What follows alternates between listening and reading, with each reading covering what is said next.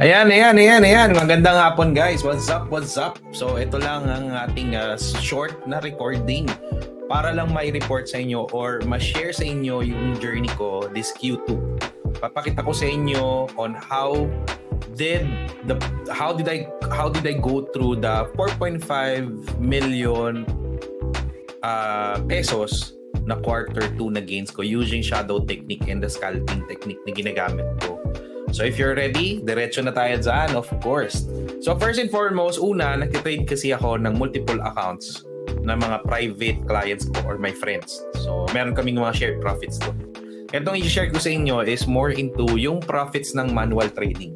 So yung automated, which is Izanagi or mga copy trading na meron kami, hindi ko nisasama dito, but this is just the potential of the manual trading tip na ginagamit ko.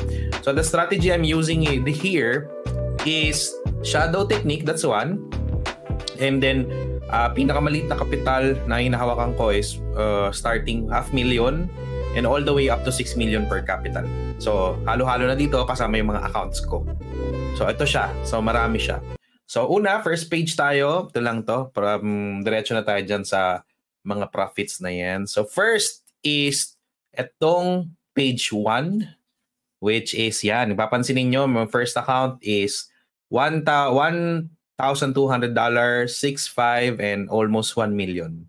So may mga mixed trades dyan between shadow technique and mga opportunity ng mga scalping technique ko sa indices like US Tech or Nasdaq. Ayan. So ayan yung first page na yan.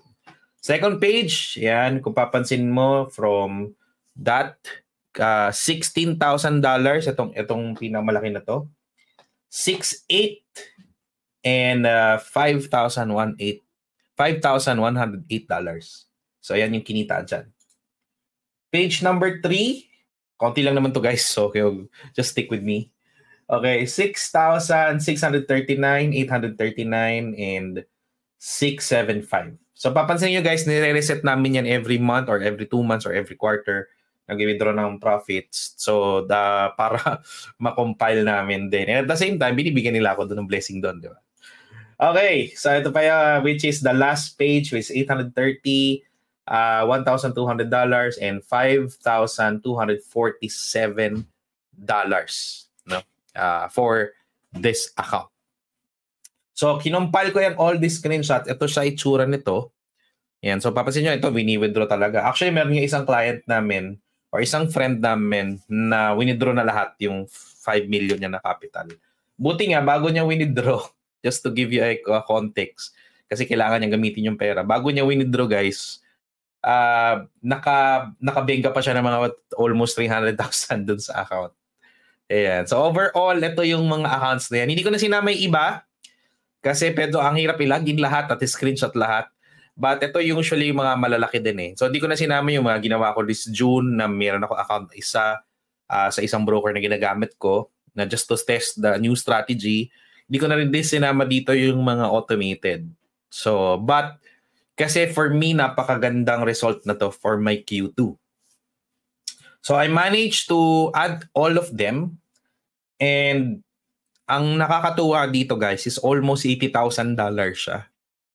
So kung tinimes ko to sa current dollar na sabihin natin conservative average 58, naka-garner pala ako ng 4.5 million pesos this Q2. So April, May, and June na nakuha ko sa profits na to. So imagine, etong profits na to helped me 4.5 million pesos. Napakalaking profits nun guys. Hindi yun, kumbaga parang psychologically, kung iisipin ko siya parang unlucky masyado. Kaya nga, to be honest, hindi na ako nag-trade ng masyado ng June. Kasi pag mga ganitong mga profits na malalaki na, lalo na more than average ng kinikita ko monthly or in a quarter, syempre nagsaspike yung ano mo dyan eh, pwede ka maging Superman syndrome. Madaming impact yan sa psychology mo. So with that, hindi na ako masyado nag-trade ng June, so I could start properly on July para ma-start ko na yung Q3 ko very strong with my personal accounts and my clients as well. So if Mag-ask kayo sa mga MyFX book, meron din yan, pero di ko na nilagyan lahat kasi nga, masyado siyang matrabaho. Pero you can PM ito yung mga to. Sabihin natin itong isa na Shadow 50K, meron din dito isa. Ayan, meron dito ito isa. So yun yung isa sa mga profits doon. Pero ang kagandahan dito guys, ito pa isa. Probably what I can also share while waiting for this to move is what we can learn from here is yung kwento nito. Yung kwento nitong profits na to. So una, nag-focus kasi ako dito guys. Baka may matutunan kayo. Nag-focus ako on developing a strategy. So when I develop a strategy, ang lagi kong tinatanong sa sarili ko dyan are only the 3 things. Yung 3 bagay lang. First is, what is the strategy? Is the strategy scalable? Is this strategy scalable na pwede ko siyang lakihan or lumaki? Lagyan lang malaking capital in the future. Kung hindi naman, hindi ko na siya papansinin. And pangalawa, is the strategy simple? Kasi bakit simple? Kasi kung gusto ko siyang gawing simple, bakit? Kasi ang goal ko na din is to teach this to other people na pwede nilang gawin. Sinisimplify. And at the same time, bakit important na simple yung strategy on my end? Kasi para hindi rin magulo sa decision making ko. Imagine mo kung ang dami mong confluence, ang dami mong decision making, hindi siya simple. Hindi mo siya ma-execute properly. And last but not the least, how would I integrate the risk management ko? Paano ko i-deploy kung maglalagay ba ako ng cut loss? Paano kung equity value? Paano kung deployment ko ng recovery trades? So madami. Kaya dapat yung strategy pa lang simple. And last but not the least, syempre as long as I execute it, pino-forward test ko yan ng 6 months to a year bago ko yan i-scale.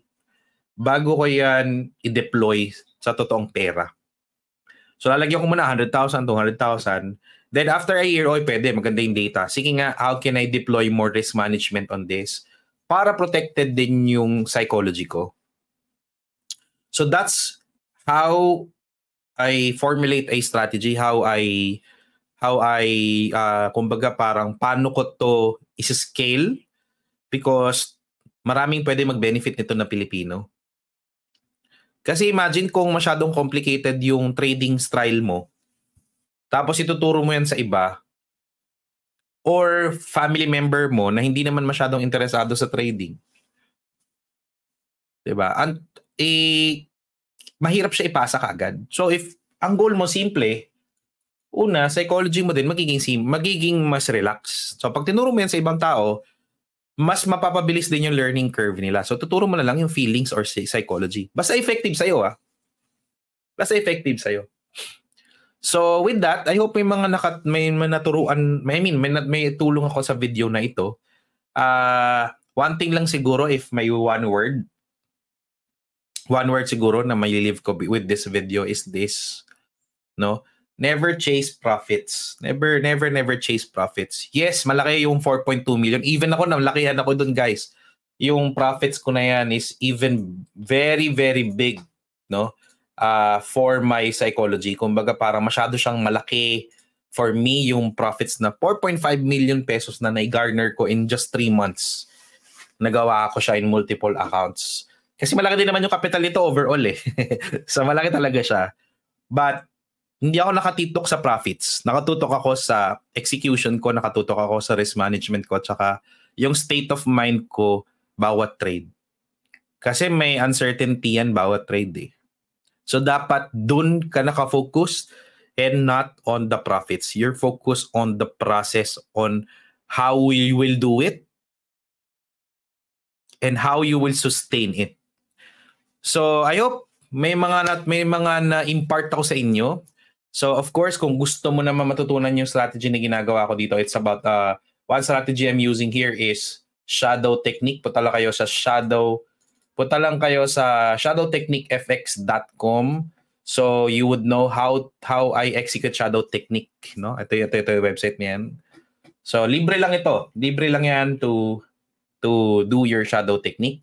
Or you can go and use Izanagi to your trading. It's a trading supervised bot. Kung wala ka pa talaga experience, yan yung first step na pwede mong magawa. Kung paano ko nag-start ng journey, dyan ako nag-start. Izanagi lang muna, kopya-kopya muna kay Izanagi, learn how Izanagi works. Yan. And then, scale it up sa shadow technique. So from there, I hope this will add value to you. And again, never chase profits, chase the process, and enjoy the journey. So this is Mr. Wise Investor, always ang ka-discard trader mo sa investing na easy para sa mga taong busy. Bye!